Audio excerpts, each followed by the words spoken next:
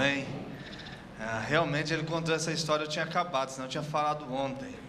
Ele toda a vida foi essa pessoa toda arrumada, né? Ele assim, impecável, né? Altair Júnior, impecável, né, pastor Altair? Muito bonito. E eu, toda a vida, muito esculachado. E eu, toda vez que ele chegava com as roupinhas dele todas passadas, uma mulher passava, limpinha. E quando ele deixava dando sopa em cima da cama e ia tomar banho, a hora que ele voltava, eu fazia uma trança assim, ó, que eu dava nó em todas as roupas dele, vários nós. Era desesperador. Mas eu me divertia muito, viu? Era uma coisa muito boa. Então são 17 anos de amizade. A gente é amigo, eu disse ontem, já há 20 quilos atrás, né? Nós já somos amigos, desde a época que eu tinha cabelo. E uma coisa que eu sempre quis no seminário, eu dizia isso lá, né? Que o que a gente levava do seminário é um pouco de conhecimento e muitos amigos. Eram mais de 200 alunos no seminário. E eu dizia que eu gostaria de levar muito desses amigos para a minha vida. E depois de encontrá-los, como agora, 17 anos, eu sei que haveria uma tentação da nossa parte da gente começar a ser muito formal na relação. Aquela coisa pastoral e começar a tratar um outro como se a gente não tivesse sido amigo na infância, na juventude. E eu tenho o prazer de, quando me encontro com os bons amigos que tive no seminário, a gente, na intimidade, não na frente de todo mundo, né? Mas a gente continua sendo aqueles dois meninos que tinham tantos sonhos, tanta paixão, agora com muito mais responsabilidade. Mas a amizade é a mesma, o amor é o mesmo, o desejo de estar junto, a saudade e o desejo de ver o outro bem. Eu fico tão feliz de chegar aqui e ver o meu amigo indo muito bem no ministério. Eu tenho uma caminhada ao lado de vários novos pastores e eu estou muito feliz, pastor Altair, com as igrejas que eu estou vendo, que os jovens pastores têm pastoreado. Um louvor bíblico, igrejas com uma liturgia que realmente mexe com a alma da gente, com o coração, com uma responsabilidade muito grande com o rebanho, com a palavra de Deus, com a vida, com a conduta. Isso tem me feito muito bem. Então, assim, estar aqui nessa noite é um presente para mim. Eu sei que o aniversário é da igreja, mas eu estou sendo presenteado pelo reencontro e por conhecer vocês, ver o pastor Altair, que é um exemplo, né? Tem um momento da vida da gente, a gente para de pregar tanto porque a vida vira uma mensagem. Então, se o pastor Altair chegar aqui, se ele ficar parado, ele já é uma mensagem. Se ficar 20 minutos olhando para ele, 30 minutos, ele já é uma pregação. Não precisa falar muito, né?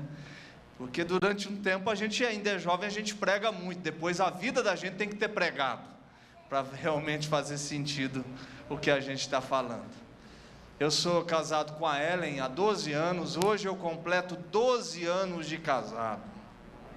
Eu sei que as mulheres já ficaram ofendidas, dizendo que tipo de homem é esse, que no dia do aniversário não está do lado da sua esposa, né? Eu sei que você se ofendeu, você tem todo o direito, mas eu negociei com ela, foi permitido, está tudo certo em casa, não causou nenhum tipo de complicação na relação.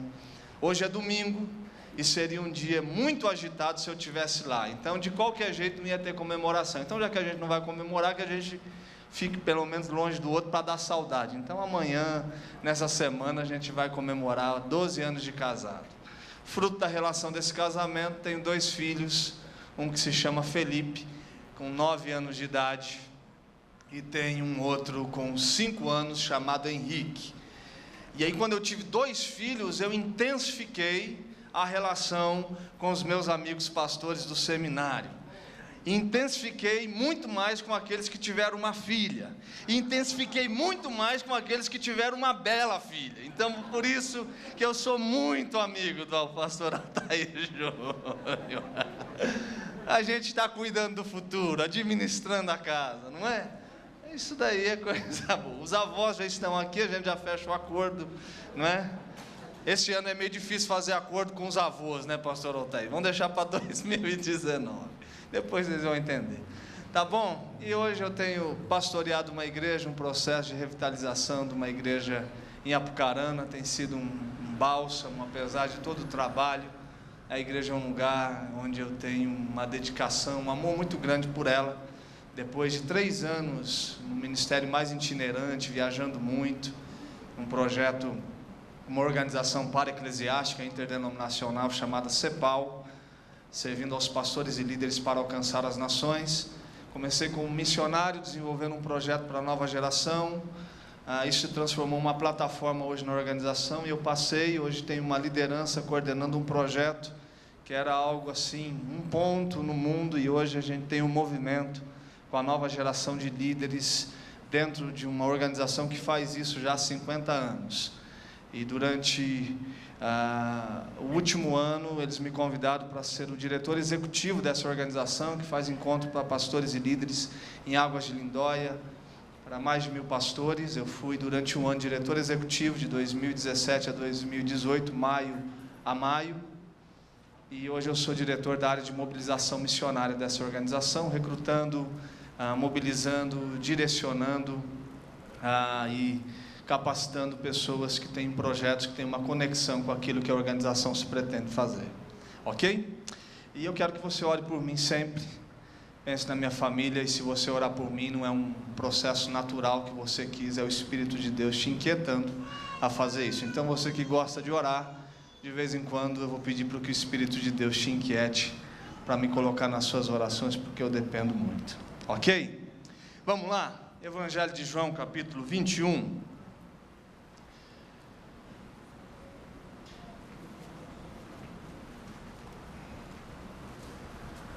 Eu pensei, orei sobre a possibilidade de trazer uma palavra para a igreja. Hoje é aniversário e tal, mas eu vou trazer uma mensagem sobre a vida cristã.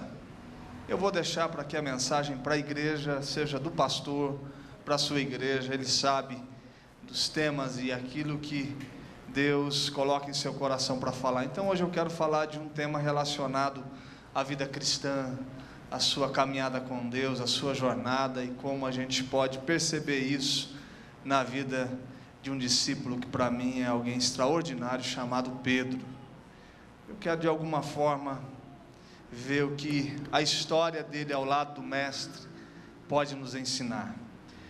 João, capítulo 21, o primeiro verso até o verso 3.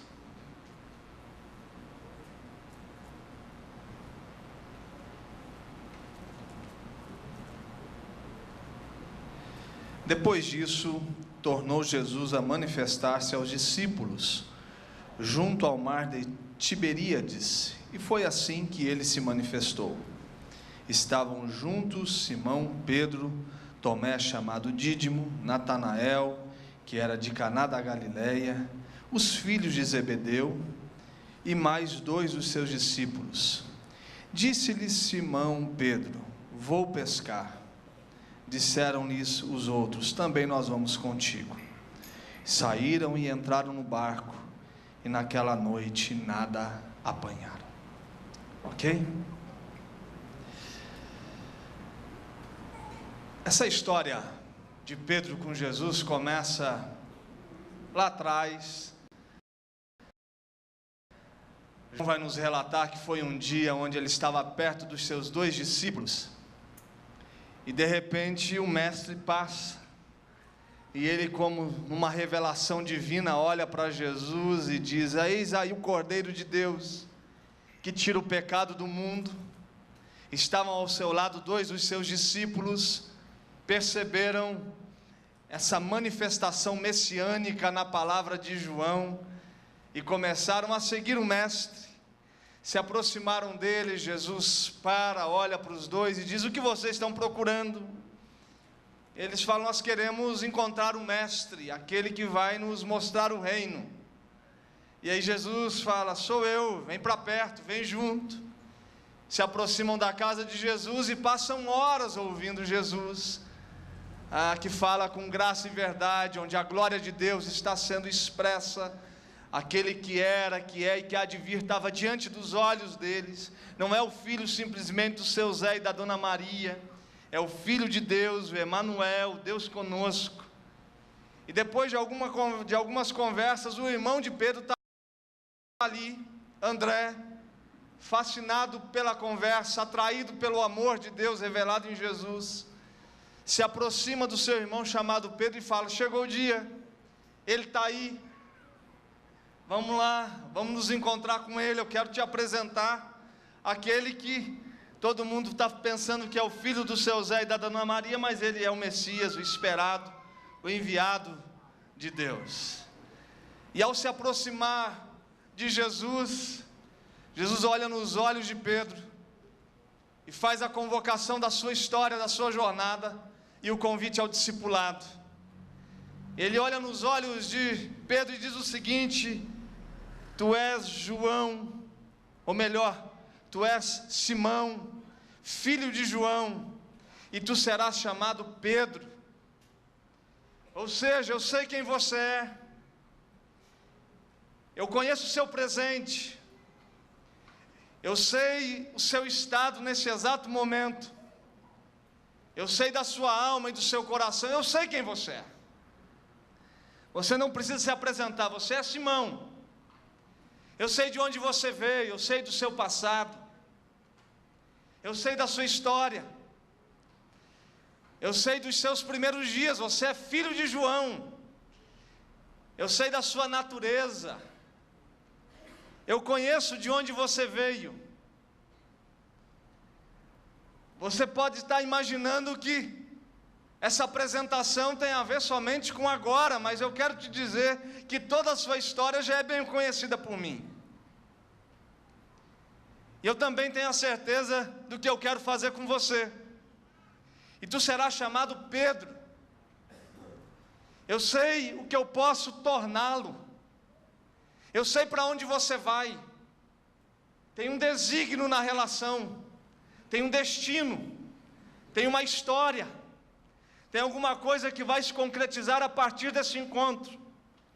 Eu sei que tu és Simão, eu sei do seu passado que é filho de João, e eu sei o que você se tornará a partir de agora, que é Pedro. E uma aventura começa a partir disso. Logo vem uma pesca maravilhosa, onde os olhos de Pedro ficam encantados por aquilo que ele vê o Cristo fazendo. Depois tem a visita na sua casa, na casa da sua sogra, uma enfermidade que a Bíblia não traz muitos detalhes sobre ela, mas ao toque do mestre a cura acontece. Depois vem a confissão, que é a confissão que a igreja se estabelece, que quando ele começa a perguntar: o que estão dizendo que eu sou, como é o apontamento, qual é a interpretação das minhas ações, o que o mundo está dizendo sobre mim, ele olha para Jesus e diz: tu és o Cristo, Filho do Deus vivo.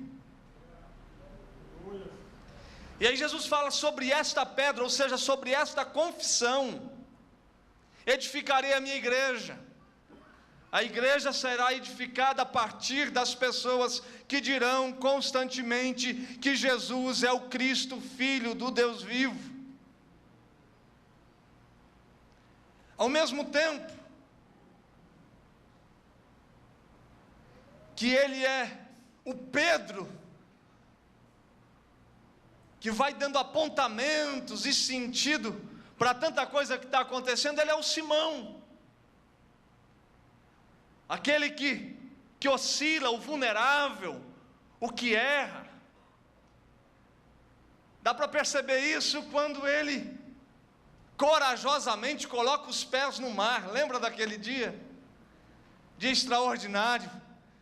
Os discípulos, tomados pelo medo, vê o Messias vindo, e a interpretação é que o fantasma se aproxima. Mas aí ele diz: não é um fantasma, sou eu. E aí o Simão, Pedro, olha para Jesus e fala: ok, se é o Senhor, deixa eu ir. E aí o Pedro coloca os pés nas águas e sai andando, mas de repente ele é Simão. Numa pisada ele é Pedro, numa pisada ele é Simão, e de repente ele afunda. E quando eu leio aquele texto, a minha imaginação me permite pensar que Jesus está tomando Pedro pelos braços e dando uma gargalhada, dizendo: amigo, que pequena fé é essa que não permite você dar mais alguns passos ao meu encontro? Nos mostrando que a jornada da vida vai ser de coragem e medo, num processo que se estabelece em fé, e de repente a gente é tomado pelas circunstâncias da vida e afundamos. Mas aí chega o grande momento onde o Messias está apontando para a cruz. Voluntariamente está se deixando levar, se cumprindo a história. O plano secreto de salvação revelado para o Filho. A cruz que será erguida, e quando for erguida, atrairá muitos para si. E aí ele abre, como se dando pistas para os discípulos que isso está para acontecer. E a hora que ele fala: estou indo para a cruz, prontamente o discípulo, o filho de João, o Simão, que a cada dia vai se tornando um Pedro, fala: o senhor não vai sozinho, eu vou com você. Nessa parada a gente está junto. Pode tranquilizar aqui, sozinho você não estará. Jesus olha para aquele que está querendo se afirmar como Pedro e diz: tem Simão ainda dentro de você. Você não vai. Ele fala: vou. Você não vai, amigo. Vou. Não vai. E olha só, antes que o galo cante 3 vezes, você vai me negar. E o processo da crucificação se estabelece. De repente, Pedro vai olhando de longe, observando seu mestre a caminho da cruz. E alguém percebe aquele homem andando para lá e para cá, e se aproxima dele e fala: ô, você andava com ele, companheiro, você estava perto dele. A história desse homem é uma história junto com alguns outros homens, e dentre esses homens você era um. Ele fala: não, eu não. E ele continua. De repente uma outra mulher se aproxima, fala: ô, seu jeito de falar te denuncia. Parece que você estava com ele agora há pouco ali, quando a gente se aproximou. Seu semblante não é estranho, você estava junto. Ele fala: não, que isso, você está confundindo, é uma outra pessoa. Aí chega alguém perto de uma fogueira. Pedro se aproxima e diz, alguém diz a ele: você estava com ele. Ele fala: não, eu não estava. No mesmo instante o galo canta, a consciência cai, e 3 dias cinzas se estabelece na vida de Pedro. Ele é aquele que negou. Toda a história, anos de caminhada, de uma relação de amor, de peixe na brasa, de pescaria maravilhosa, de andar pelo mar. 3 dias, de sexta a domingo, cinza na história desse homem, chutando pedra solitariamente, questionando o seu coração, dizendo: por que eu fiz isso? Por que eu fiz isso? Por que neguei?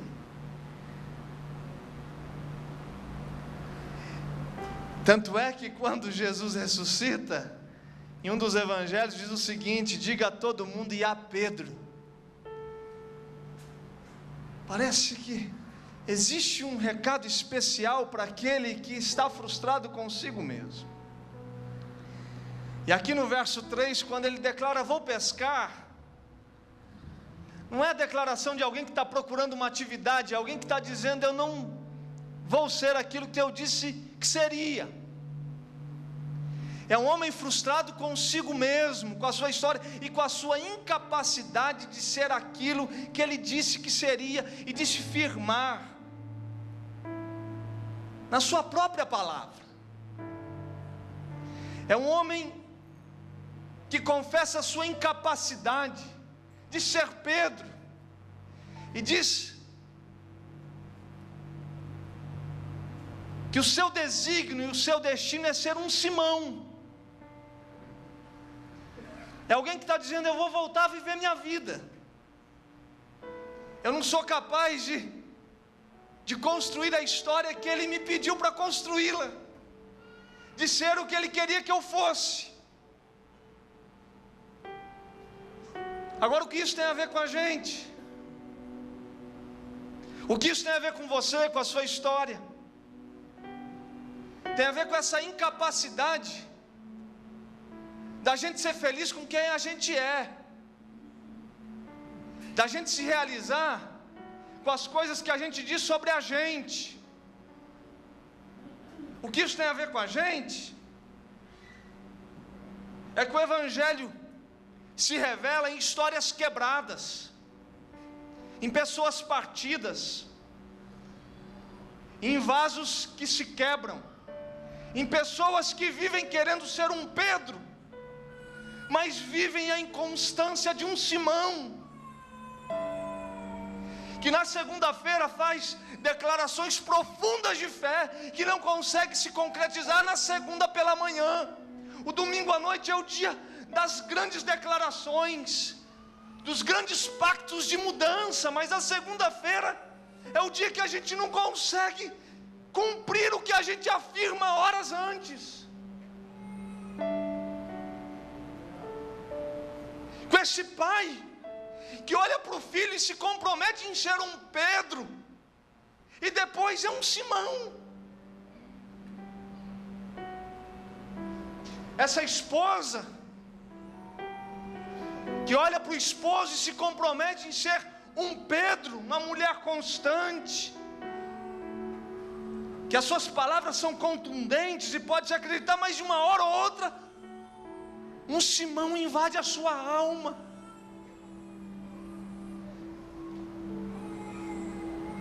O Evangelho é para a gente assim,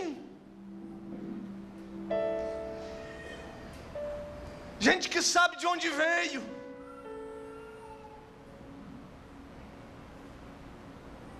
que quando olha o seu presente percebe que é vulnerável e está o tempo todo em busca daquilo que ele disse que a gente será.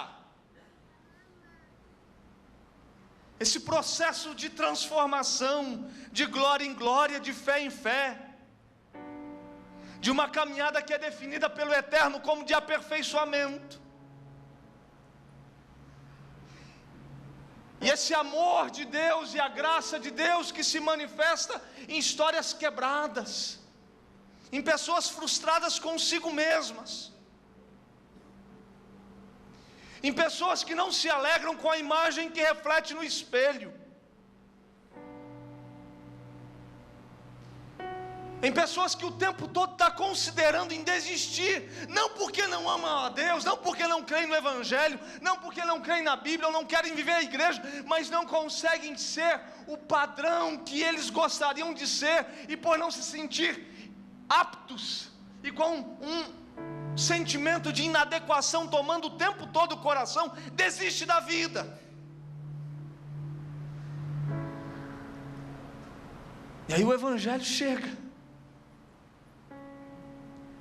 assim como chegou para Pedro. O encontro acontece, e um convite para recomeçar, perto de uma fogueira, tudo é retomado. Engraçado que o encontro acontece pela manhã e ele não diz nada. Ele passa o dia, e quando chega a noite, a conversa da alma se estabelece. Porque alguém só pode ser restaurado depois que a comunhão está restaurada. Sem comunhão, restauração não existe. Relações quebradas tornam qualquer tipo de restauração impossível. Ele passa o dia com Pedro e não diz nada. Pescaria acontecendo, sorriso aberto, vida acontecendo, como se nada tivesse existido. E no final do dia, quando a comunhão e a relação está firmada, o olho no olho, a conversa carregada de ternura se estabelece. O que eu quero lhe dizer, primeiro, é que ninguém vai se perder na vida porque um dia caiu. Só vai se perder pela falta de desejo de ficar de pé. Ninguém se perde na vida porque um dia errou, porque um dia pecou, porque um dia fez o que não deveria fazer. Só se perde na vida quando o desejo de ficar de pé se perde com a queda, com o erro, com a falha, com a vergonha. O que Jesus está convidando Pedro a fazer é um recuperar do desejo de ficar de pé. E está dizendo Pedro, é o seguinte: se você tem o desejo, você não se perde. Só se perde quem perde o desejo. Ninguém se perde na vida porque errou um dia, porque falhou, porque não caminhou no caminho que deveria caminhar, escolheu um caminho irresponsável. Não. O Evangelho é um convite para o retorno, para o recomeço, para reescrever a história. E se esse desejo ainda está aí, o Evangelho é para você. Recomeçar a sua própria história, recomeçar a sua história conjugal, a sua história em relação ao reencontro com seus filhos, a sua história financeira, emocional, está aí. E ninguém fica de pé porque encontra forças nos seus próprios pés para ficar de pé. Quem fica de pé porque Ele nos deixa de pé.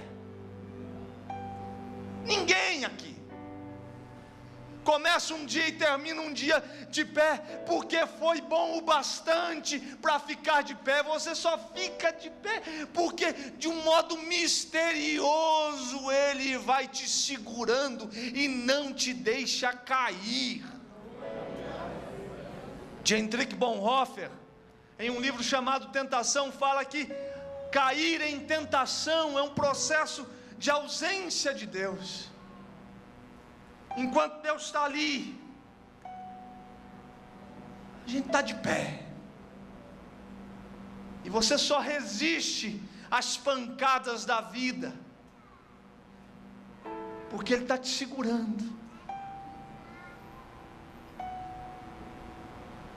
Ninguém aqui. A igreja é o ambiente, a comunidade de gente que confessa a sua incapacidade de acertar a partir de si mesmo. É gente que acredita que o Eterno, de maneira misteriosa, começou uma boa obra e Ele é fiel para completá-la, e cada dia é parte do processo de gente que está sendo trabalhado pelo Senhor. E aí a gente vai vivendo todo dia, pela manhã anunciando misericórdia e à noite anunciando fidelidade. Quando eu abro os olhos, eu acredito que só recomeço por misericórdia, que se renovam. E quando termina o dia, eu olho para tudo que aconteceu e acredito que a fidelidade sustentou. E se existe alguma coisa que fez a gente ficar de pé, ou que nos reergueu da nossa história caída, não veio de nós. Não foi a gente que produziu, não foi a nossa capacidade, não foi bons valores morais, foi uma ação misteriosa do Espírito em nossa alma, nos conduzindo àquilo que a gente deve ser. Amém? A igreja é o lugar do encontro de histórias quebradas, de gente que diz o que não deveria dizer, que faz o que não deveria fazer, mas que não está em paz com aquilo que se é, que não está confortável com aquilo que se tornou, que vive o desejo profundo de sair de um Simão e virar um Pedro, mesmo que isso leve uma vida, mas eu vou viver esse processo de cada dia um Simão e morrendo, e um Pedro e surgindo. Engraçado essa inconstância na vida desse homem. Se você olhar para a primeira carta dele, ele vai dizer bem assim: eu, apóstolo Pedro. No segundo ele fala: eu, Simão Pedro. No mesmo momento que ele afirma ser alguma coisa que Jesus diria que ele seria, ele já também está dizendo que ele não é, mas está sendo. E a gente vive isso, essa dinâmica do vulnerável diante daquilo que é constante, do passageiro com aquilo que é eterno, da sedução com aquilo que nos santifica, mas com um grito na alma para que a gente possa cada vez mais se libertar daquilo que faz a gente ser aquilo que a gente não gostaria. A segunda coisa que eu entendo é que há uma conversa de olho no olho nesse texto. A partir do verso 15, depois de terem comido, perceba a restauração da comunhão. Eles comem primeiro.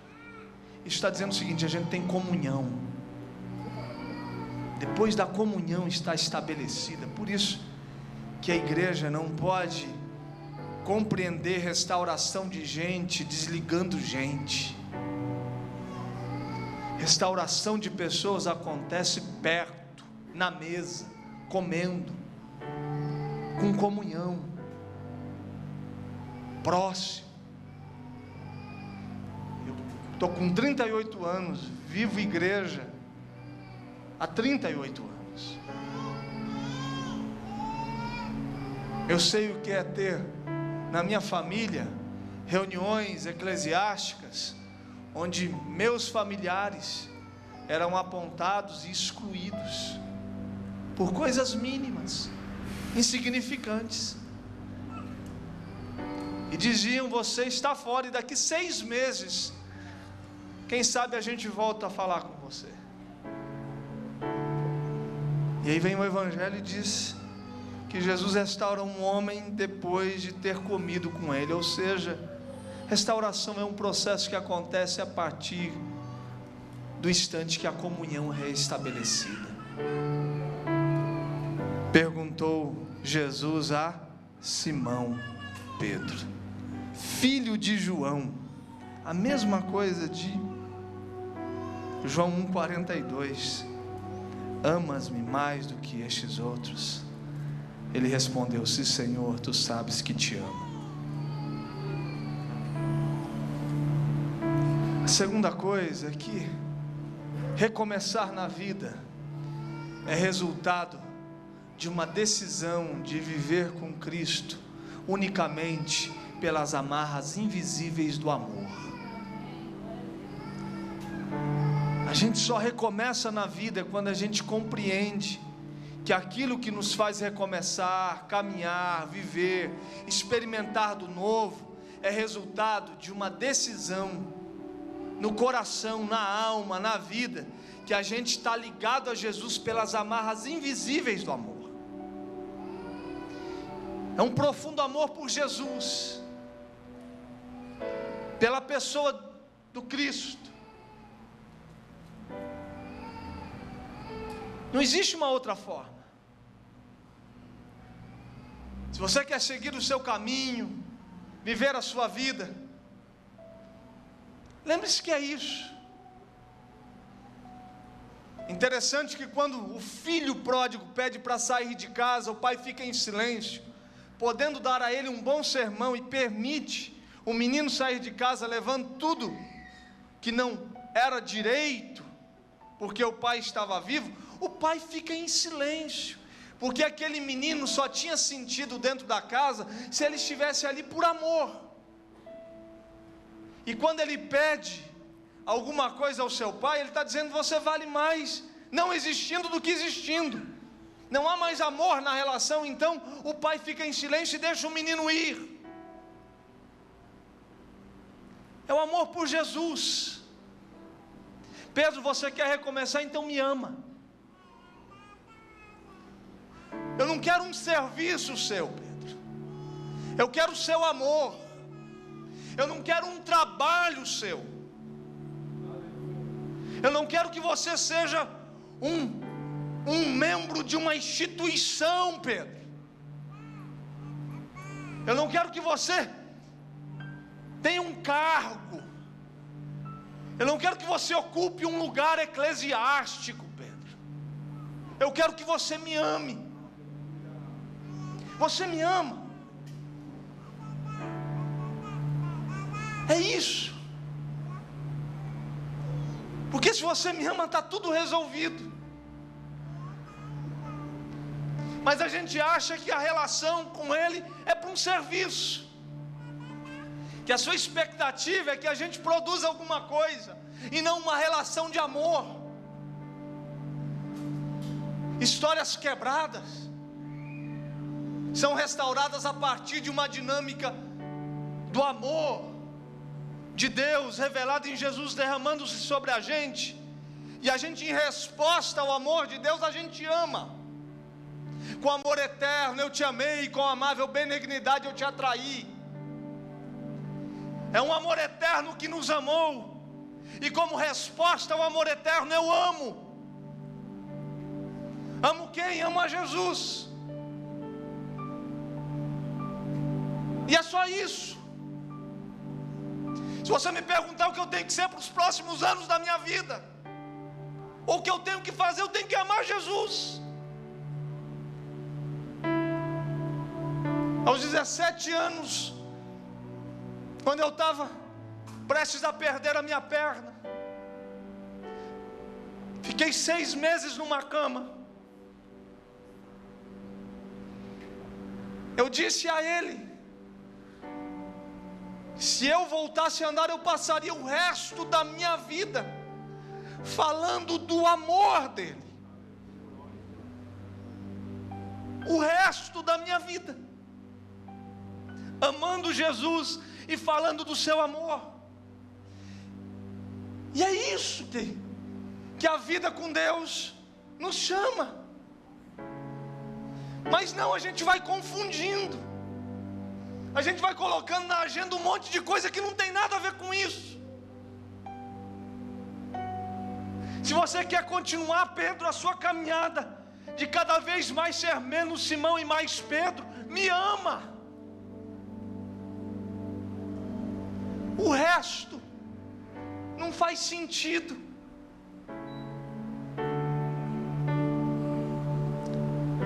E aí quando ele fala filho de João,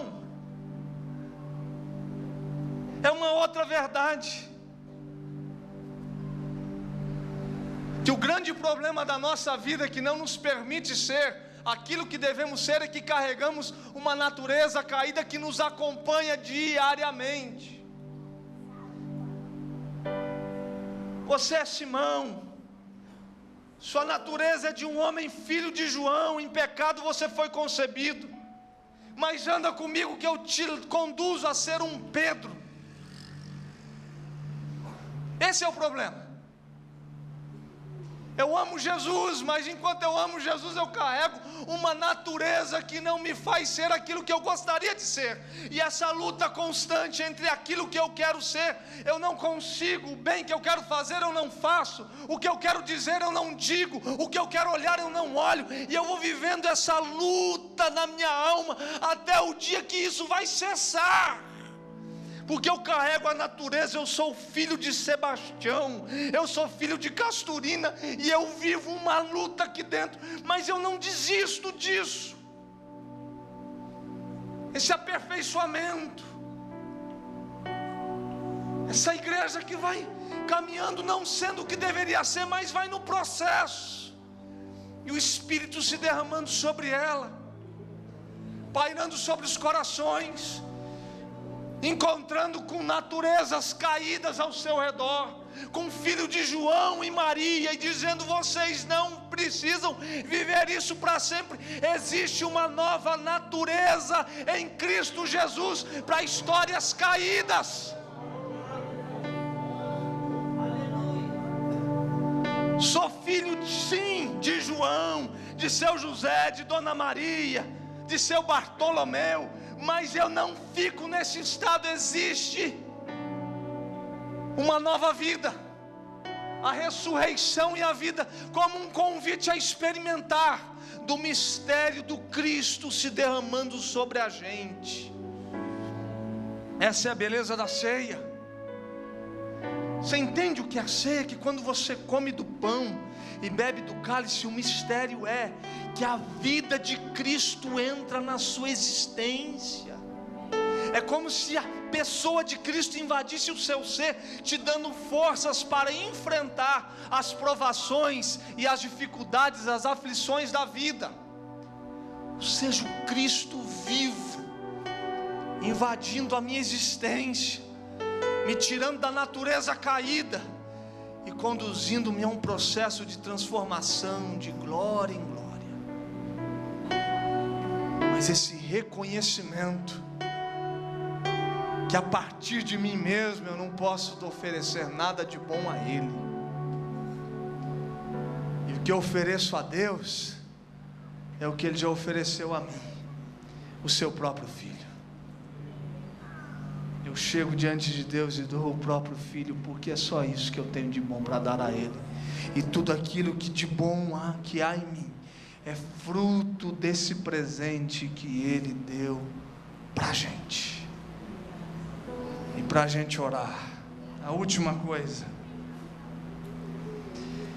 Ele pergunta 3 vezes, e Ele está respondendo: o Senhor sabe.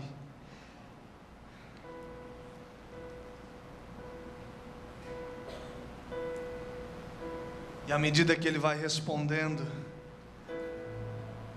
Jesus vai dando a Ele um sentido do amor dele, uma demonstração do que deve ser esse amor a Ele, quando Ele vai dizendo: pastorei as minhas ovelhas, pastorei as minhas ovelhas, apacenta as minhas ovelhas. Você me ama, então, como resposta ao amor, faz alguma coisa como uma demonstração concreta daquilo que você está dizendo que sente por mim. A única forma de se manter de pé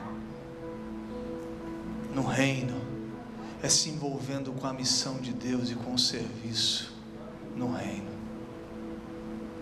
Pedro, você quer continuar de pé, amigo? Você quer esquecer esse dia de vergonha, de negação?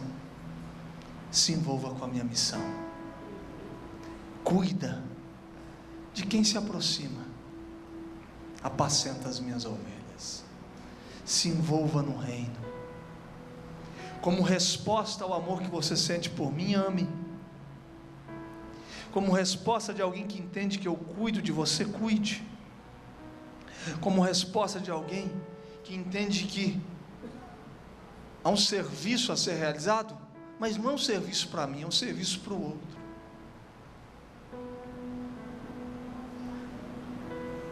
Se você quer servir a Deus, serve alguém. Olha para o lado e não para o alto. Ele é pleno, completo, não precisa do seu serviço. Agora tem gente ao seu lado, ao seu redor. E aqui, diante de qualquer ambiente religioso, eclesiástico, qualquer tipo de reunião, o poder do Espírito se derrama sobre o líder da igreja de Jesus, numa fogueira, na vida, para fora de um ambiente de condicionamento religioso, é ali, ao relento, diante da fogueira. Quem sabe quando Jesus perguntava a Pedro: Pedro, você me ama? Ele lembrava, na última vez que ele negou, tinha uma fogueira, ele olhava para a fogueira, olhava para Jesus, olhava para a fogueira e dizia: eu te amo. Está dizendo que agora esse amor a Ele deve ser uma demonstração para o mundo, e Ele está na vida, Ele está nos ambientes mais comuns e relacionais possíveis, Ele está aí. Se você quer permanecer firme na sua jornada, se você quer continuar caminhando, se envolva, faça alguma coisa por alguém. O amor é aquilo que o amor faz.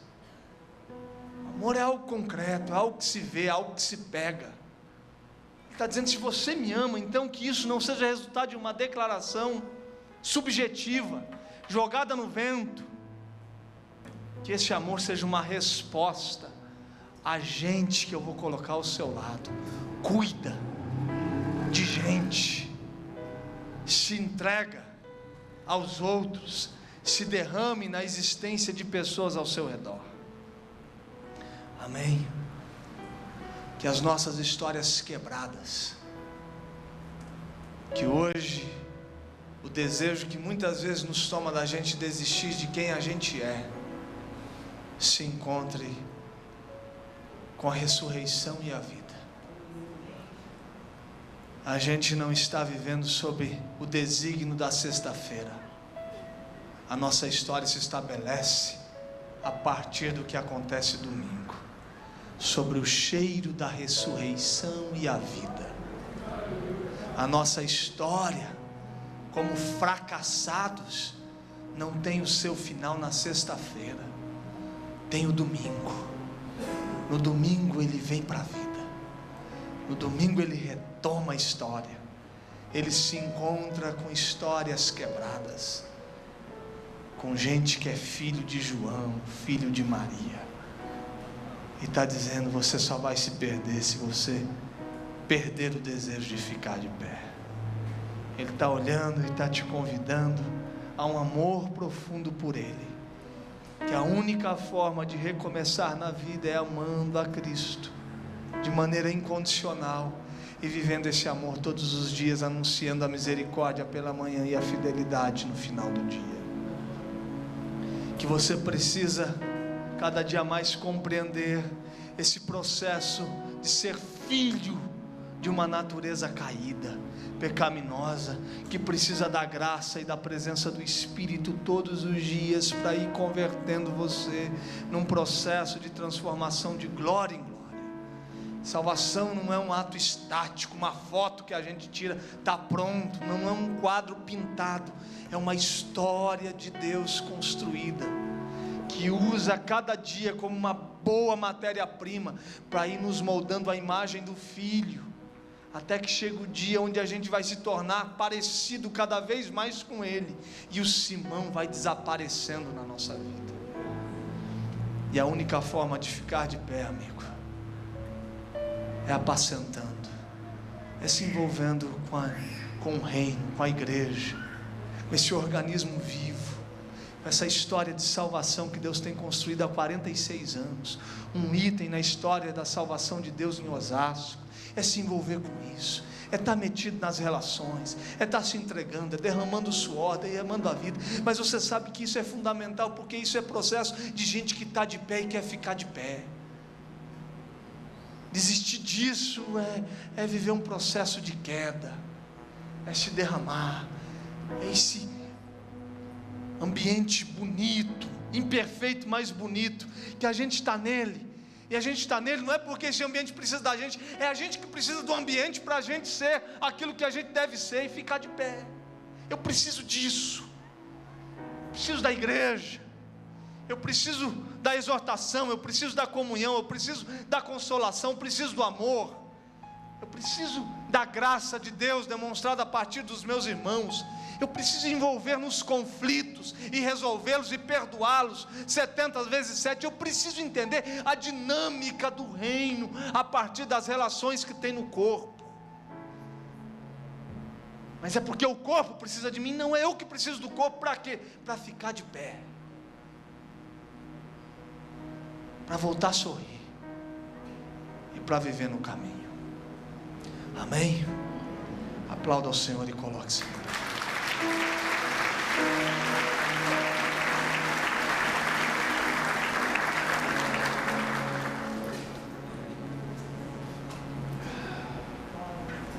Feche seus olhos.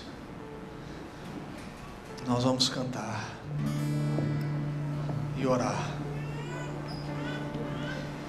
E o meu desejo é que a graça de Cristo entre em histórias quebradas, em gente que já disse ou pode estar dizendo, ou que um dia poderá ser tentado a dizer: vou pescar, vou desistir, vou parar, vou me curvar diante da incapacidade de ser aquilo que Ele me chamou para ser.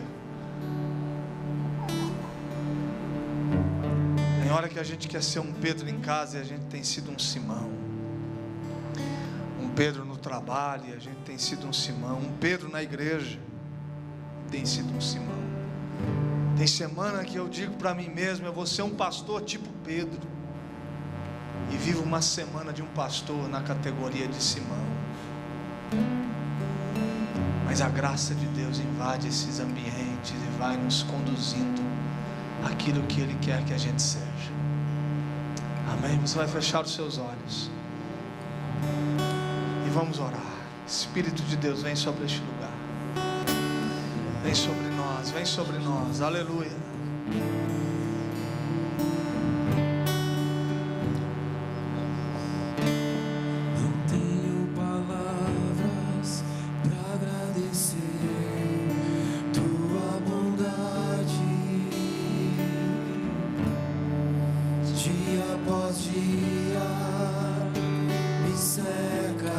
Com fidelidade,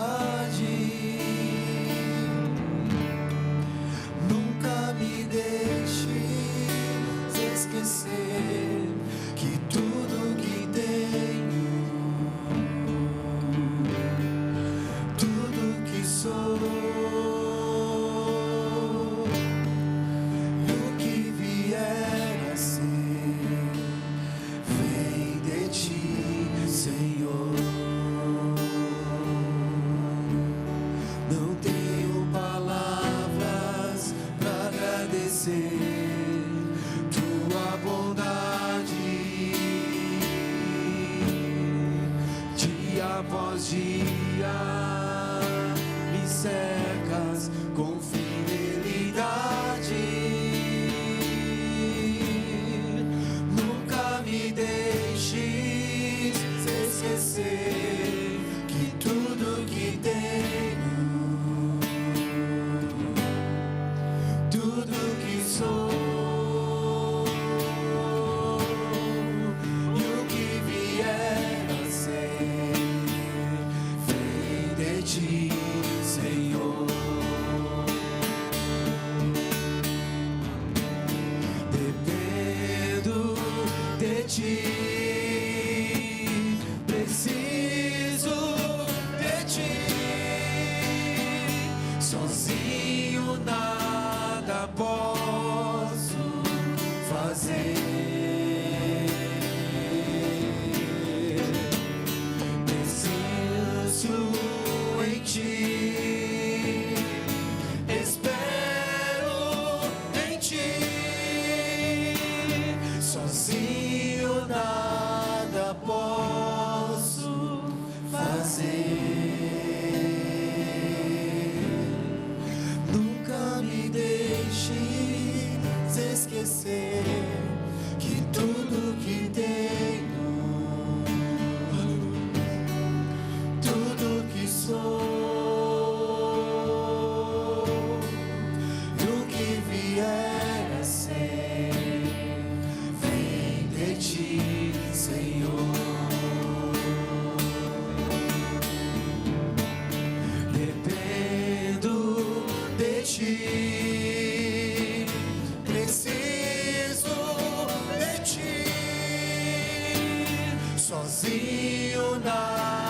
posso fazer. Descanso em ti, espero em ti, sozinho nada posso fazer. Nunca me deixes esquecer que tudo que tenho, tudo que sou e o que vier a ser, vem de ti, Senhor. Descanso em ti, espero em ti, sozinho nada posso fazer. Nunca me deixes esquecer que tudo que tenho, tudo que sou, o que vier a ser, vem de ti, Senhor.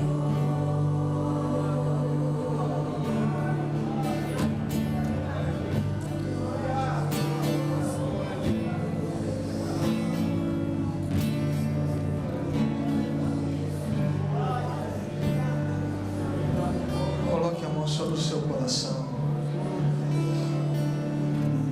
Obrigado, Senhor, que o Senhor nos chamou. O Senhor se responsabilizou em construir em nosso coração aquilo que o Senhor deseja. Assim como acabamos de cantar, não há nada que a gente possa produzir de bom a partir do que a gente é. A gente é filho de João.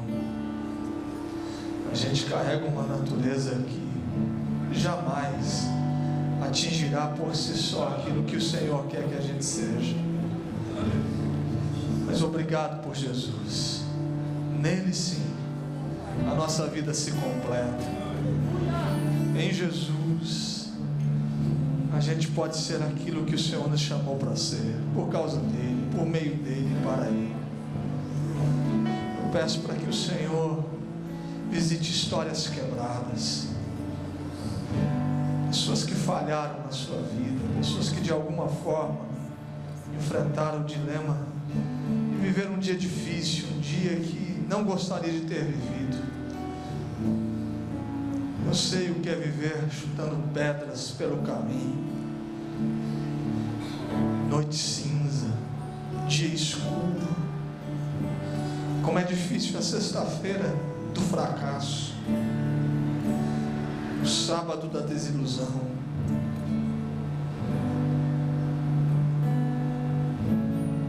mas tem o domingo, a ressurreição e a vida chega sobre histórias quebradas.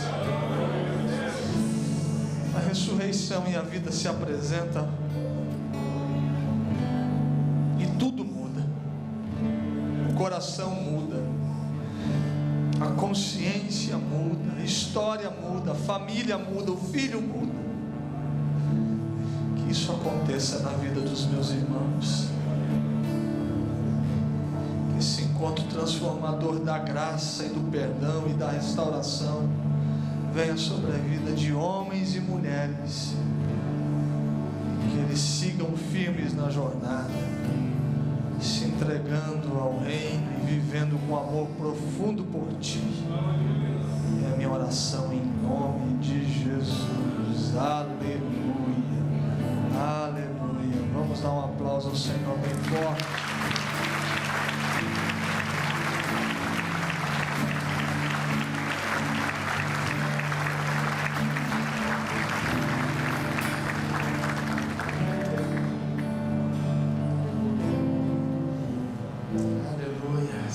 Palavra poderosa de Deus sobre as nossas vidas, né? Que graça e favor maravilhoso do Senhor sobre nós essa noite. Queridos, nós tínhamos 2 vídeos para mostrar para os irmãos sobre o projeto lá, apresentando para os irmãos o projeto do Piauí, onde está sendo construída a escola, e também de Cuba, mas eu não vou fazer isso, nosso horário já está avançando, mas sobretudo porque eu quero que os irmãos encerrem esse culto ouvindo a voz do Senhor. Não sei qual é a fogueira que está diante de você, mas a voz é a mesma. Não sei qual foi o lugar da queda, mas o lugar da restauração continua sendo o mesmo. O Senhor te trouxe aqui para isso, te trazer para perto dele, te convidar para um relacionamento. Então eu quero dar só 2 avisos bem rápidos, 3. Primeiro, domingo que vem nós vamos dar início a uma nova turma do curso de teologia, de imersão teologia. Então venha domingo de manhã, às 9 horas um café, às 9h30 nosso estudo bíblico. Segundo aviso, nós teremos um bolo hoje para se alegrar junto com os irmãos. Ô glória, amém, irmãos?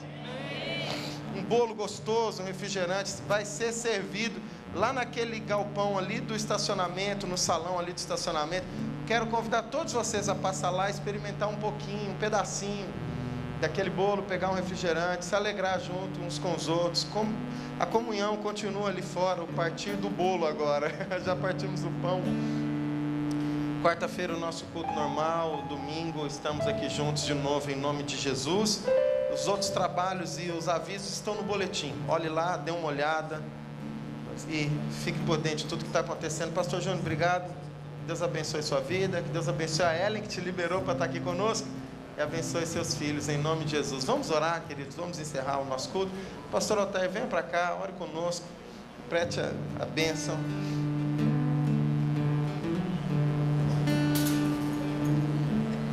Aleluia. Glória a Deus. Faz 20 anos que eu cheguei aqui. Aleluia. E nesses 20 anos muita coisa boa aconteceu, né? Muita coisa boa. Quantos de vocês se converteram nesse tempo, né? Oh, glória a Deus. Quantas igrejas nasceram nesse tempo, né? Na Cruz City, foi para Itapevi, pastoreou. Que coisa boa, né? Glória a Deus. Aleluia. Meu querido irmão Rubinho, que começou comigo e continua aí, né? Tanta coisa boa, tanta história. Olha, para vocês, cada um tem uma história linda. Que coisa boa. Manter-se em pé na presença dele é maravilhoso, mas muito mais glorioso ainda é saber que nós estamos em pé porque ele quer. Amém? Queira também. Querido Deus, nosso Pai, nós te agradecemos em nome de Jesus pela vida do pastor Sebastião Júnior, que esteve aqui nesses dias. Senhor, obrigado, aleluia, pelo cheiro suave da tua palavra nos lábios e no coração do teu servo. Te agradecemos, Senhor querido, por esta noite, mas muito, muito especialmente pelos 46 anos desta porta aberta em Osasco, pelas igrejas estabelecidas em Rondônia, no interior de São Paulo, em Cuba. Senhor, muito obrigado porque os tendões desta igreja continuam firmes e a tua misericórdia continua sobre as nossas vidas.